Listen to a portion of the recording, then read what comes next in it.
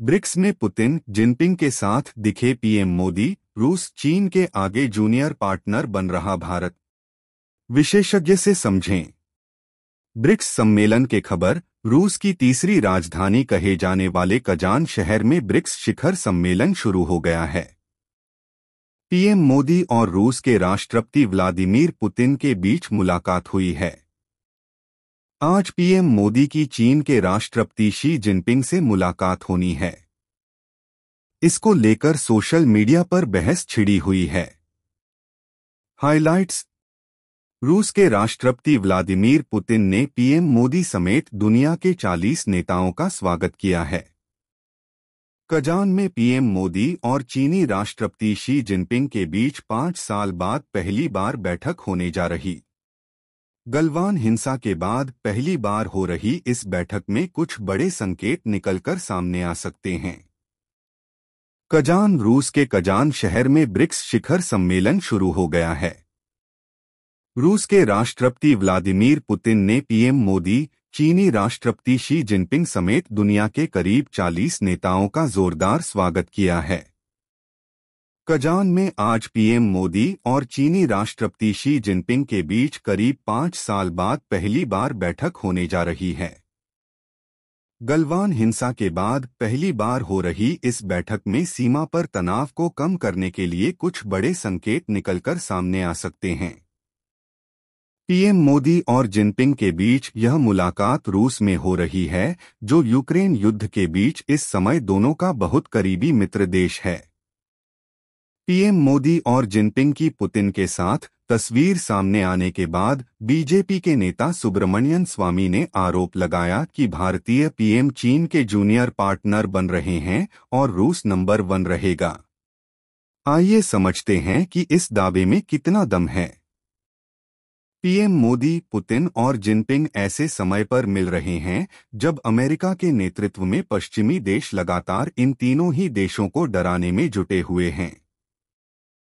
भारत को जहां America Canada और खालिस्तान के मुद्दे पर घेरने की कोशिश कर रहा है, वहीं यूक्रेन युद्ध को लेकर अमेरिका रूस के खिलाफ कई प्रतिबंध लगा चुका है। चीन की बात करें तो ताइवान को लेकर अमेरिका ने ड्रैगन को घेरना शुरू कर दिया है। फिलीपींस से लेकर जापान तक अमेरिका ने चीन से जंग के लिए तैयारी शुरू कर दी है। अमेरिकी मिसाइल फिलीपींस में तैनात है और गुआम में सैन्य अड्डे को और मजबूत किया जा रहा है। चीन को भारत को लेकर सता रहा था डर। विश्लेषकों का कहना है कि पश्चिमी देशों के साथ इस तनावपूर्ण माहौल के बीच पुतिन ने चीन और भारत के बीच तकरार को कम करने के लिए पर्दे के पीछे से अहम भूमिका निभाई है। यूक्रेन युद्ध के बाद रूस अब चीन पर बहुत ज्यादा निर्भर हो गया है। वहीं भारत ने भी दोस्त रूस से जमकर तेल, खाद और अन्य सामान खरीदे हैं। इससे रूस को बहुत मदद मिली है। भारत और रूस के बीच व्यापार अपने रिकॉर्ड स्तर पर चल रहा है। ब्रिक्स बैठक से ठीक पहले चीन ने भारत की मांग के आगे झुकते हुए भारतीय सैनिकों को पेट्रोलिंग का अधिकार देने पर सहमति जता दी। चीन की गलवान चाल हुई फेल। अंतर्राष्ट्रीय मामलों के विशेषज्ञ कमर आगा ने एनबीटी ऑनलाइन से बातचीत में कहा, यह एक नई विश्व व्यवस्था बनाने की कोशिश हो रही है। इसमें विकासशील देशों के बीच सहयोग पर जोर दिया जाएगा। अभी तक ये देश पश्चिमी देशों के सिस्टम पर निर्भर थे।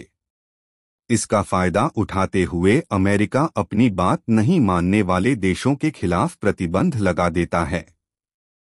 यूक्रेन युद्ध के बाद रूस के हाल को देखते हुए इसको गति मिली है। चीन का सपना था कि वह राजनीतिक और आर्थिक ताकत के रूप में उभरेगा। चीन आर्थिक ताकत तो बन गया है, लेकिन वह राजनीतिक ताकत नहीं बन पाया है। दरअसल चीन यूं ही नहीं भारत के साथ रिश्ते सुधारने पर सहमत हुआ है। भारत के सख्त रुख के बाद रूस ने भी चीन को पिछले 5 साल में कई बार समझाया है। विशेषज्ञों का कहना है कि चीन को यह हकीकत स्वीकार करना पड़ा कि भारत और रूस के बीच में गहरी दोस्ती बनी रहे, नहीं तो नई दिल्ली अमेरिका के पाले में चला जाएगा। भारत फिर पश्चिमी देशों से हथियार खरीदेगा और इससे वे देश मजबूत होंगे जिनसे चीन की तनातनी चल रही है। पिछले साल में अमेरिका की ओर से कई ऐसे बयान दिए गए जिसमें कहा गया कि रूस चीन का जूनियर पार्टनर बन गया है और यह भारत के लिए खतरनाक होगा। अगर चीन से लड़ाई हुई तो रूस भारत का साथ नहीं देगा। इन सब अमेरिकी बयानों के बीच रूस की जमीन पर पीएम मोदी और चीनी राष्ट्रपति मिल रहे हैं।